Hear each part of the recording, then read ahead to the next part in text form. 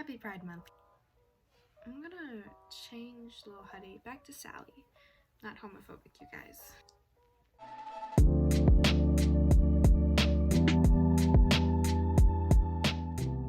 Hey y'all, what's up? I'm Sabrina and welcome back to my book nook. By the time I'm uploading this, I'll hopefully be done with finals in school, which means it will be summertime. School is literally draining all my energy, draining my soul. I don't want to do this anymore.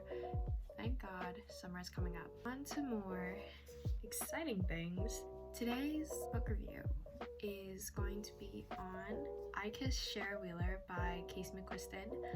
Fun fact, I thought this book was called I Kiss Sarah Wheeler for like the longest time.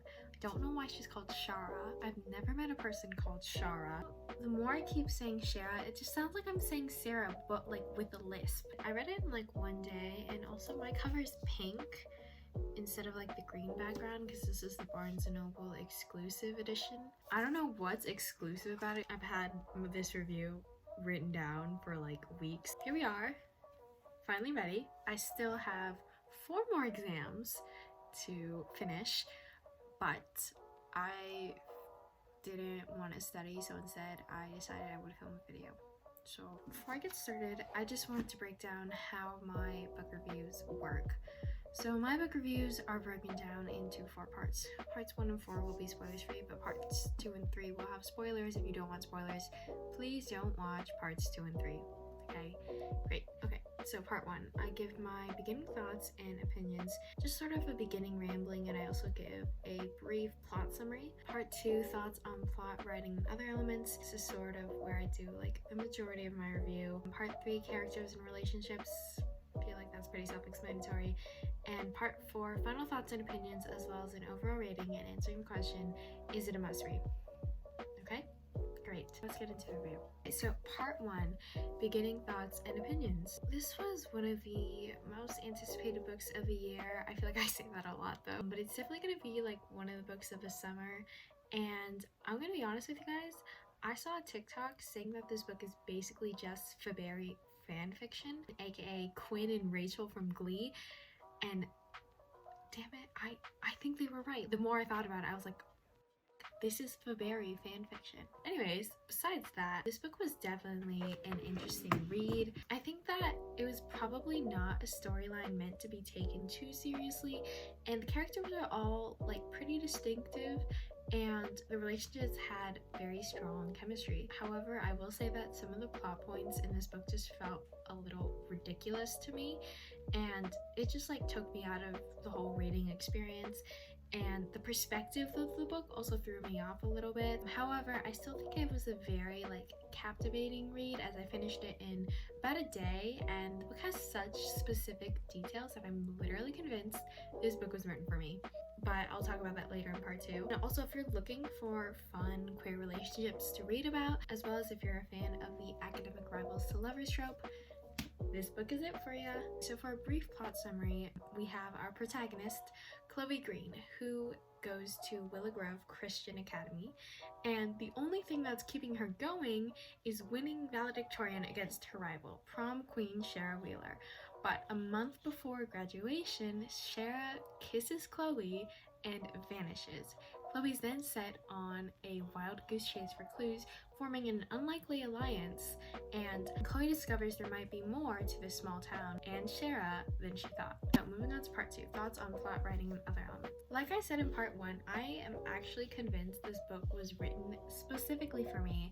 First off, there's a conversation between Chloe and Georgia about Emma by Jane Austen, a book I deeply, deeply love, but specifically they talk about the quote, "If I loved you less, I might be able to talk about it more," which is literally my favorite quote of all time. I know it's a little bit basic and it's pretty famous, but also it's just that specific quote they talked about.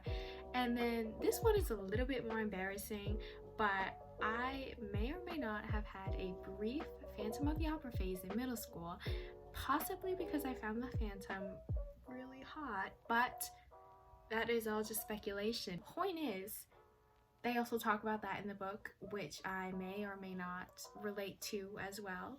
Finally, Chloe Green moved from Los Angeles to the south, just like me.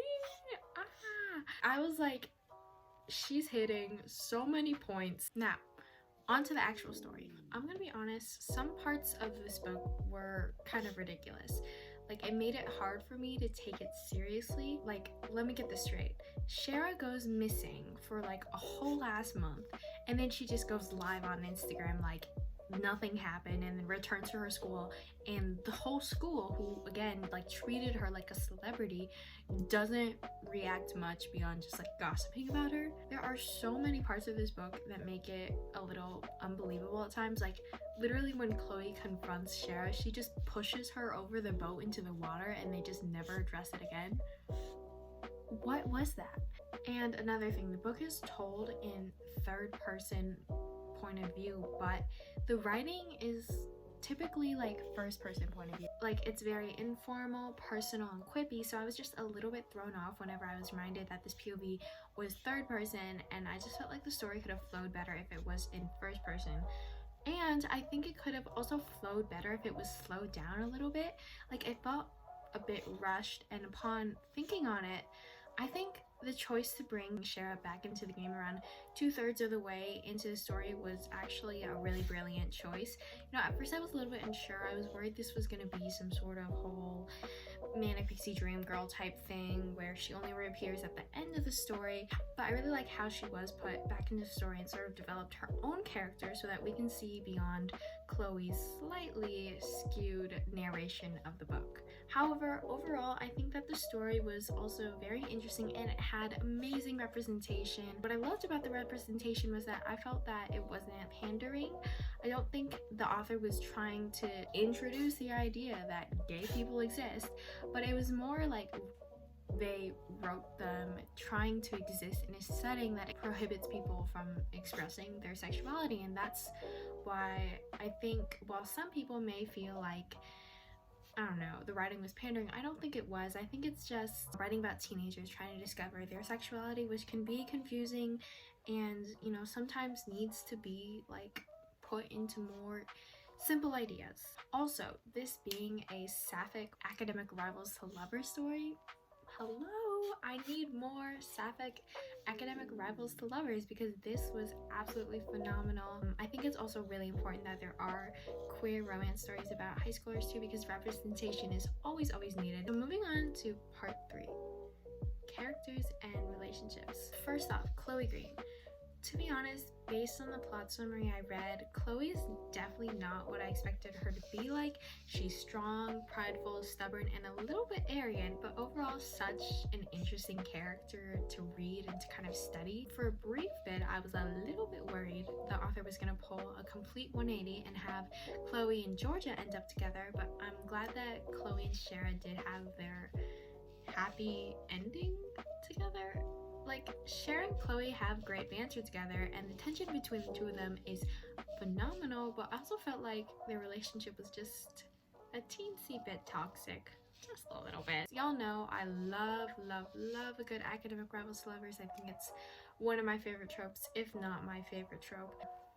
They do it so well. They do it so perfectly in this book. Moving on to Shara Wheeler. Again, to reiterate my point, it took months for me to realize that the book was called I Kissed Shara Wheeler, not I Kissed Sarah Wheeler. I'm never gonna get over this. Why didn't she just name her Sarah? Like, no offense to anybody out there named Shara, which I'm sure there are people named Shara out there. I just don't think y'all actually exist. I like that Casey McQuiston was able to write such sharp and distinct characters. I find them not only hilarious to read at times, but also, again, interesting to study. While Shara and Chloe might not necessarily have a healthy relationship, it was still fun to read and experience. But yeah, again, some parts of this book are just absolutely ridiculous. Chloe pushes Shara overboard and nothing happens after that. And literally they just move on like nothing happened. Shara's still in love with Chloe after that. I'm like, y'all need help. Y'all need some help. Also, really quick, Rory and Smith, they're so cute together. I had no idea they were gonna end up together, but I'm so happy they did. Everybody in this book is gay. And again, when I use gay, I'm using it as like an umbrella term for part of the LGBTQ community. But yeah, everybody in this book. Yay. Moving on to part 4, final thoughts and opinions. So I think that this book was definitely an adventure to read, with sharp and witty characters with distinct personalities and relationships full of chemistry and tension that you could cut with a knife. Not to mention it has amazing LGBTQ plus representation that is actually, I feel like at least, pretty well written. However, I do have some issues with certain plot points of the story and just the pacing of it, as well as like the point of view and perspective it was written in. I think there were definitely some parts of the story that could have been improved, but I can also definitely say that the story left a strong impression on me and was such a thrill to read that I finished it in one sitting. So overall, I rated the book a 4.5 out of 5 stars. Like I said, the book was definitely good, but I think there could have been things that just could have been improved more. Is it a must read? I would say if you're a fan of sapphic or just queer stories in general, as well as the academic rivals to lovers trope, then definitely check this book out. Other than that, I wouldn't really say it's like a must read. It is still a read, meaning like if you see it in the future and you're looking for a book to read and you've like finished all your must reads, pick this book up. You know, you'll have a great time. Or if you're looking for like a summer read and you don't really know what to go for, I would recommend this book. Other than that, I would just say it's a read, not a must read though. So yeah, that's all I have to say on the book. But before I end the video, I just want to say I hit 600 subscribers. Thank you to everybody who has subscribed. Thank you to everybody who watches my videos actually, subscribed or not. Now that's literally all I have to say. If you watched the entire video, thank you so much for watching. If you liked it, give it a thumbs up. If you didn't, don't really hated it, give it a thumbs down. But you know, don't do that. Subscribe. Only if you want to though. Only if you want to. No pressure. Again, thank you so much for watching and I'll see you all next time. Bye.